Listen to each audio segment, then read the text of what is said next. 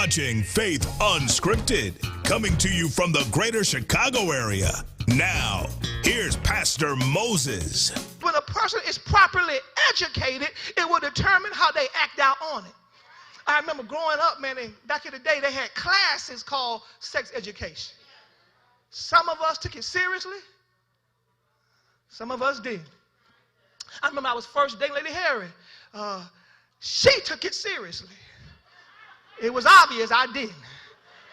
I'll never forget, I was a young boy just trying to be a little mannish every now and then. Trying to be mannish with it. I never know, one day she corrected me so hard. No, leave me alone now. Stop that kind of stuff. She said, because, that's dangerous what we're doing. You got to be careful when you're trying to play them little games. I said, well, girl, stop being so uptight. She's talking about, she had been educated on the importance of not playing with sex. She broke down to me what STDs was. She broke down to me how pregnancy worked. Now, I wasn't thinking about all of that. Didn't even care about it. I just wanted to have a good time. I feel judged over there. All right. Yeah, I'm trying to have a good time. But see, now what happened is one person's sex drive is a little aggressive because they're uneducated. They don't know the seriousness of it. And there's another person's sex drive is a little bit more cautious because they're being taught. The same thing goes spiritually. If you're unspiritual, you'll make reckless decisions. Because sometimes nobody ever taught you better. But sometimes when you've been taught better spiritually, you will make better decisions. The same thing goes as it relates to sexual education. Are y'all still with me here? And so it's so important when you're looking at a person's sex drive, how were they educated about sex? And this is so important why the church must do its job.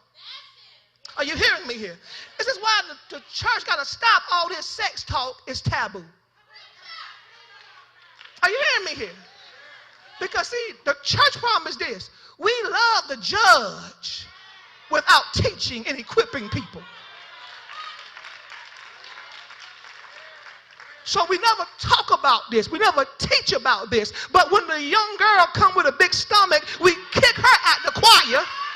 And the boy still playing the drums. Who gave her the baby? But we won't come on. And so we do stuff like that. And we ruin people's lives when we don't have no grace. We don't have no mercy. And nobody ever taught them how to do this the right way. Some of y'all don't like it now. I don't care. Because I gotta help somebody. I gotta teach somebody. I gotta make sure that somebody don't make a mistake that can mess up their life. Then at some point I am, as their pastor, responsible for it. So we have to educate in the church, hear me good, and we have to educate at home. Hear me good, parents. The day of sex being taboo in your house has to stop. That's true, because they know more about it than you probably do. Don't you know how easy it is to access all that kind of stuff now? Now, for some of y'all back in the day, the biggest thrill was getting a little magazine. Come on, then for the next generation, if you could sneak you a VHS tape. Okay, y'all. Come on, you can put it in and watch stuff. But now, they ain't got to have no VHS tape. They ain't got to have no magazine. They go to www.oowe.com and they see all that they want to see.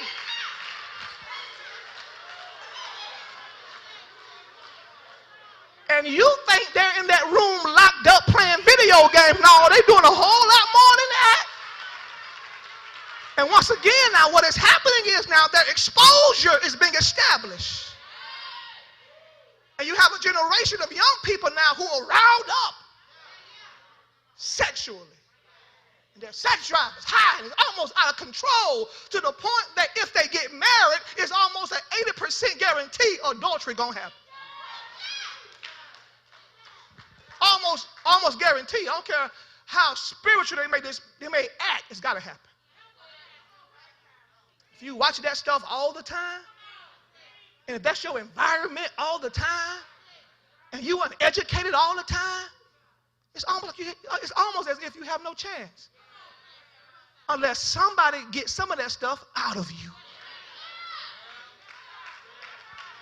Look at somebody say, you ain't ready for pastor today. You ain't ready for that. So parents, here we go. We can't be embarrassed. We can't be embarrassed. Stop allowing your kids to tell you, you can't come in my room. You can't look at my device. Who device? Who paid for it? Where your receipt said? No, that's my stuff. And anytime I want to do a room check, I can come in and do a room check, look up under your bed, look in your drawers, and I'm going to ask you this question: how did this stuff get in my stuff?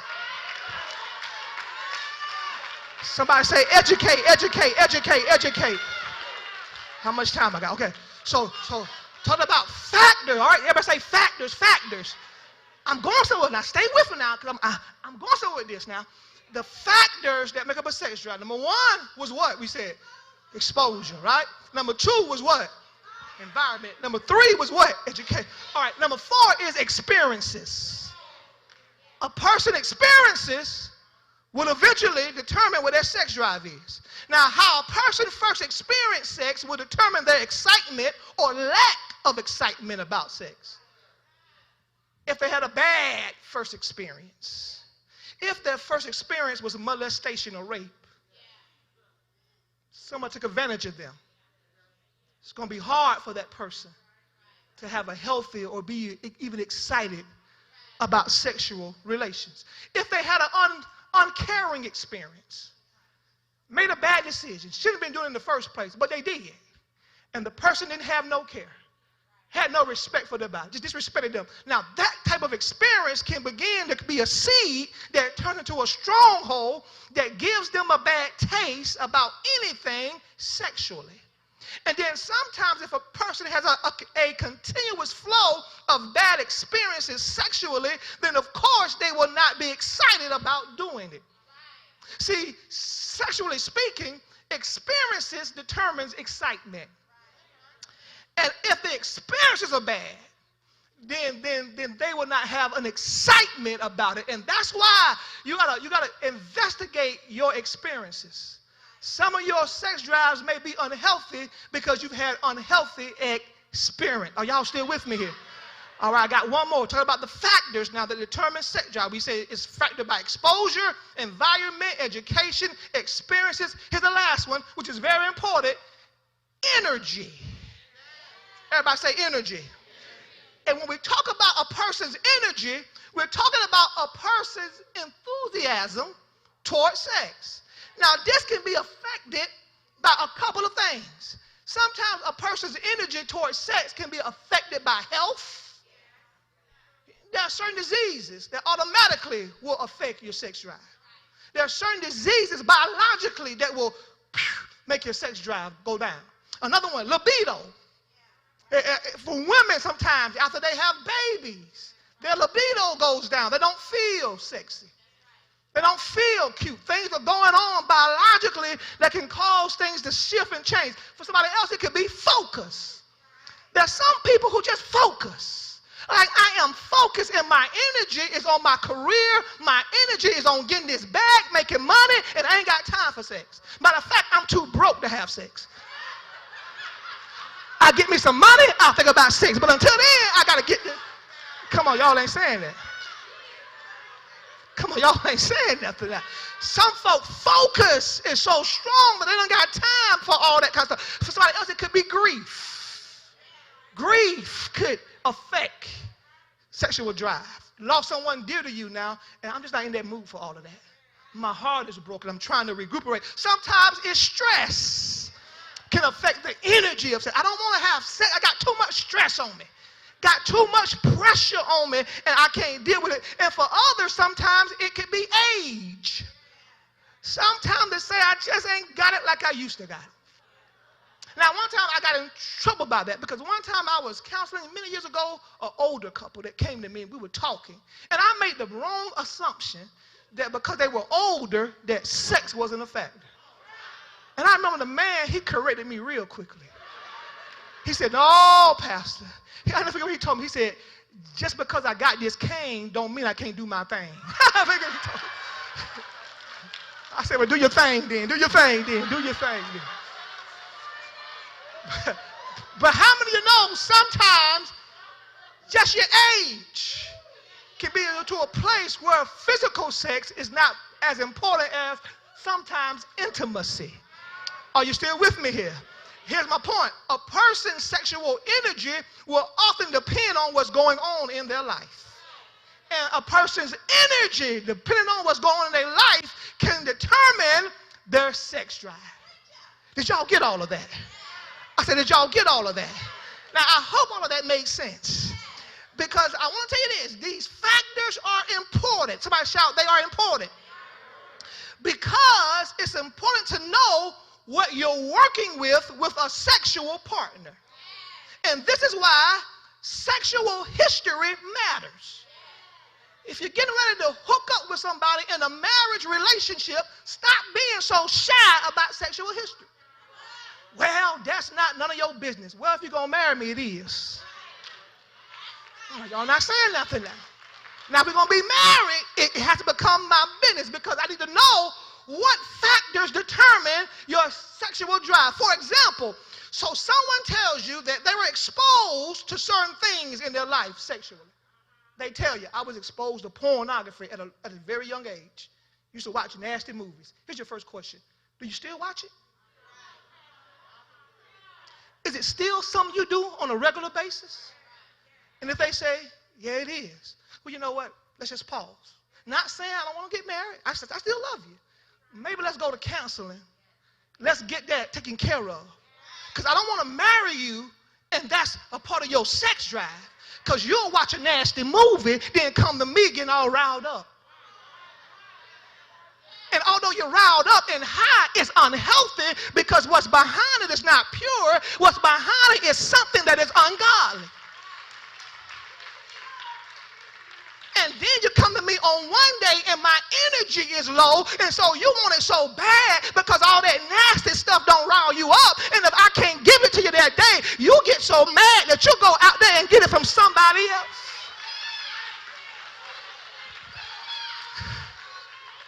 Y'all, this is serious stuff.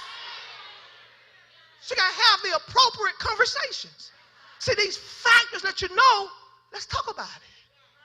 How was you exposed? What happened? Okay. So now somebody tells you, okay, I was I got exposed to sex or I had a bad experience with sex. Bad experience. I was molested. I was raped. Okay, oh, I'm so sorry to hear that. Did you ever get counseling for that? You ever talk to anybody about that? No, I didn't. Nobody know about it. Well, baby, let's not get married right now. Let's go talk about it. Let's work through that because I don't want to touch you one day and you jump and you think I'm an enemy, but I love you purely, but because you've had bad experiences. Then sexually we can't be connected. Sexually we can't be together. So I need to know about some of your factors so that we can fix it. And I'm telling you, it's good to go through all five. Have honest conversation. What was your exposure? What was your environment? Were you educated about it? What was your experiences? How is your energy? Are you healthy? Are you not healthy? Something wrong with your body? I need to know so that I won't make assumptions about you or do different things about you. There's an understanding. I know what's going on. Now, hear me good. This is important because it lets you know what the sex life of your partner or potential partner mate will be like. When you have the appropriate conversations, you may find out that for somebody, sex is very important. They got to have it.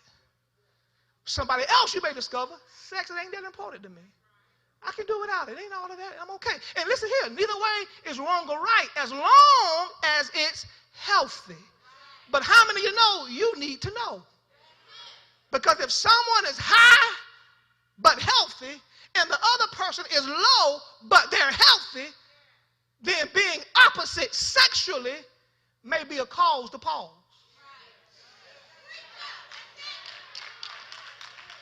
I mean, if all is right, everybody's good, but I'm just naturally high, and all is good, and I'm just naturally low, then we may just say, ooh. Because I don't want to be in a situation where I'm high, I'm ready, and they saying, no, stay away.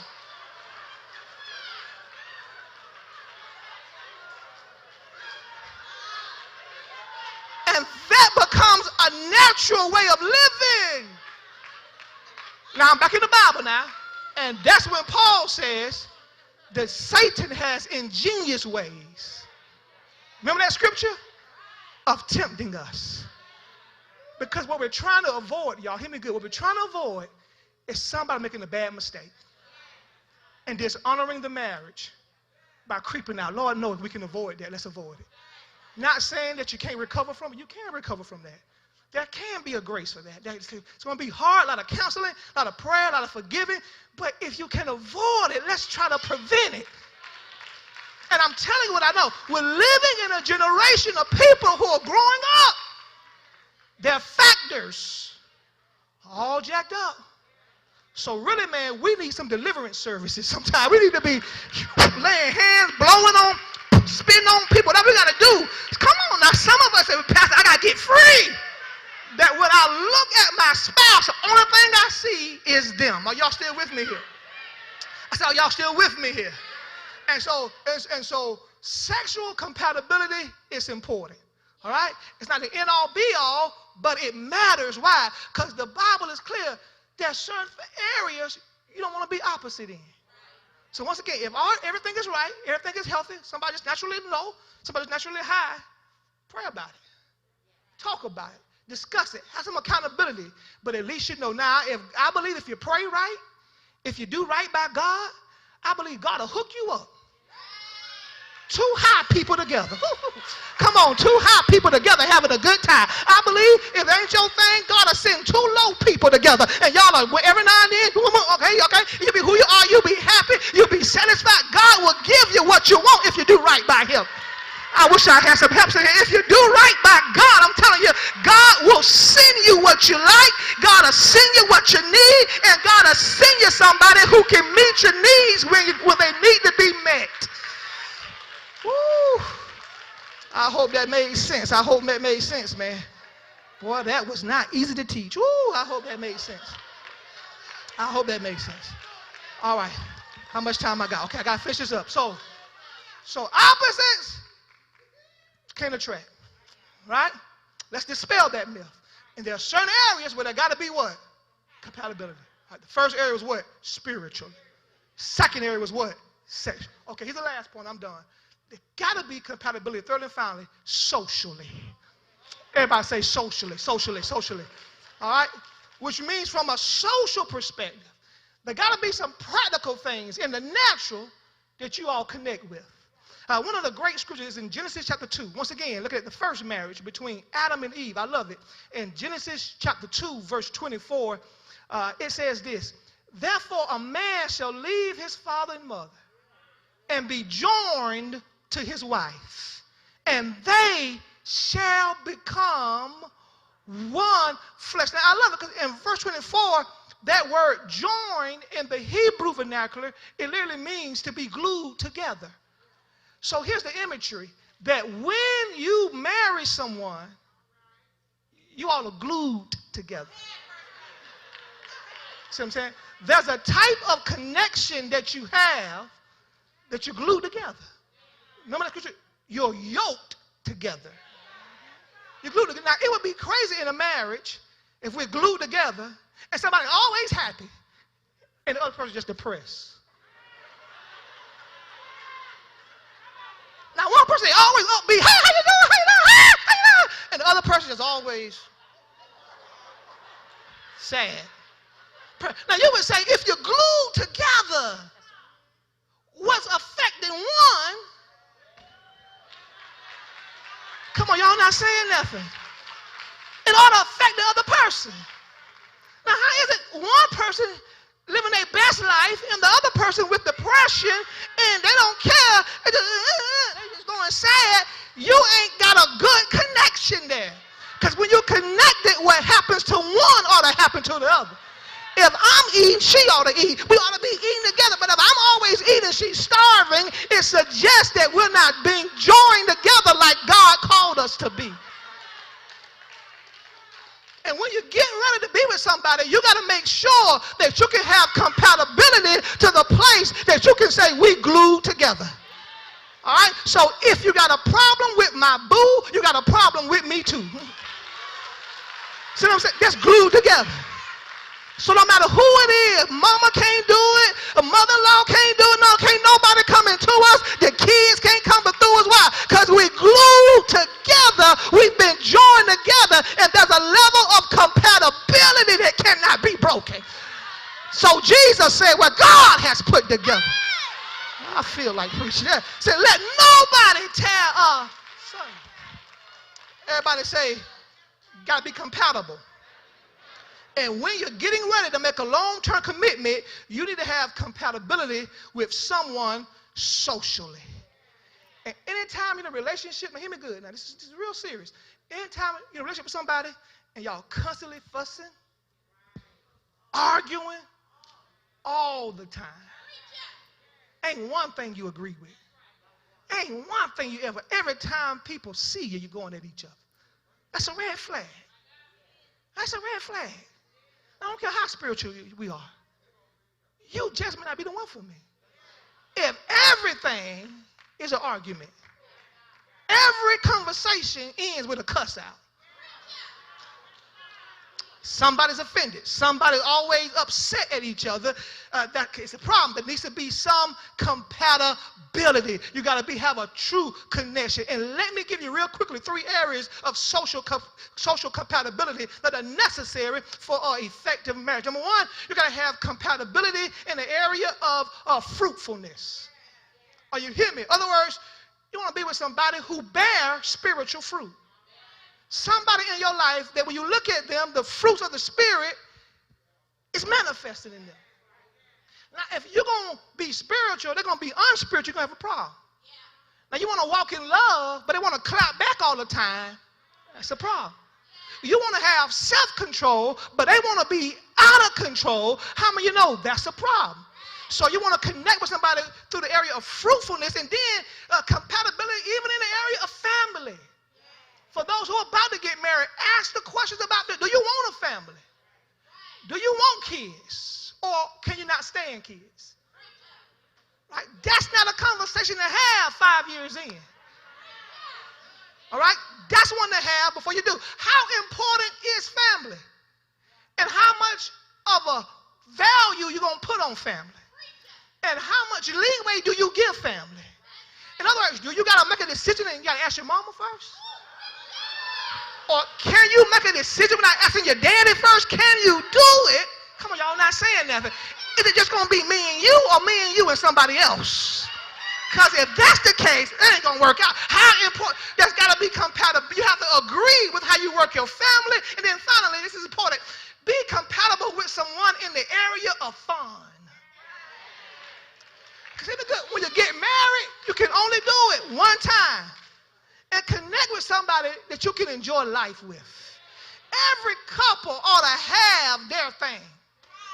Come on, it's just y'all thing that y'all do for fun. If it's movie night, if it's Netflix, if it's traveling and going to different spots, if it's eating and cooking, y'all love to eat, y'all love to cook together. Every couple ought to have their thing. I told Lady Harriet, we need to get us a fresh thing.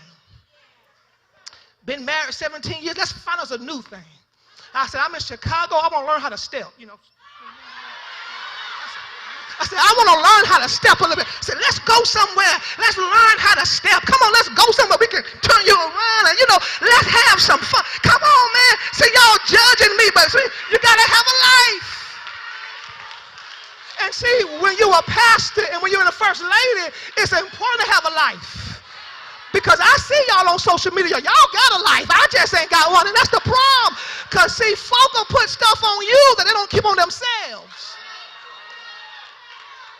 I want to have me a little fun, too. Are you hearing me here? So every couple need to have some fun. If it's card night, have you some people that you can connect with. Because grandmama and mama then was pressuring you and everybody trying to tell you what to do. And the moment you did it, it didn't take about 5 months. You realized you made the worst mistake of your life. Come on, because you did something that you weren't graced to do. And at the same time, join us every Sunday virtually on Facebook Live, live stream, or YouTube for a powerful, impactful word. Remember now to get your praise on every Sunday on Facebook Live, live stream, or YouTube for a powerful, impactful word. Hi, I'm Lucretia Herring, Executive Director of Faith Movers Academy. Faith Movers Academy is located right here on the grounds of Faith Movers Church. Born out of our senior pastor, Pastor Moses B. Herring Sr.'s vision to have a Christian academy that marries spiritual growth and development and academic rigor, Faith Movers Academy provides for a Christ-centered, personalized educational experience that is both fun and creative. And we want you to be a part of that experience. If you have a scholar that is pre-K, ages 3 and 4, or if you have a scholar that is in grades K through 5th grade, we would love to see you here. Why don't you visit us at www.faithmoversacademy.org or call us at 708-279-1012. Remember, Faith Movers Academy, where we're building faith, developing scholars, and revolutionizing education. We'll see you soon. Faith Movers Academy wants to be part of your child's educational journey. At FMA, we believe every child is a scholar and every scholar has a divine purpose and gift from God. Birthed out of the vision of our senior pastor, Faith Movers Academy is an innovative, Christ-centered, culturally relevant academic institution that believes in personalized learning. At FMA, we believe in hands-on learning, exploring our world through field trips, and giving each scholar an educational experience tailor-made for their learning style. At FMA, Faith Movers Academy will serve children ages 3 to 4 and offer grades kindergarten through 5th grade. Registration is open. Drop by for a tour or come to one of our many open house opportunities. Support the vision. For more information, go to www.faithmoversacademy.org or call 708-279-1012. Remember, Faith Movers Academy, where we are building faith, developing scholars, and revolutionizing education. Join the movement. Thank you for watching Faith Unscripted with Pastor Moses. If you're ever in the greater Chicago area, Pastor Moses would like to personally invite you to see him live at Faith Movers Church. Faith Movers Church is located 25 minutes from the city of Chicago at 425 Exchange Street, University Park, Illinois, 60484. You can join us every Sunday at 11 a.m. and on Wednesday at noon and 7:30 p.m. We know this will be a transformational experience. Once again, thank you for watching Faith Unscripted with Pastor Moses. And remember, whatever you do, be a faith mover.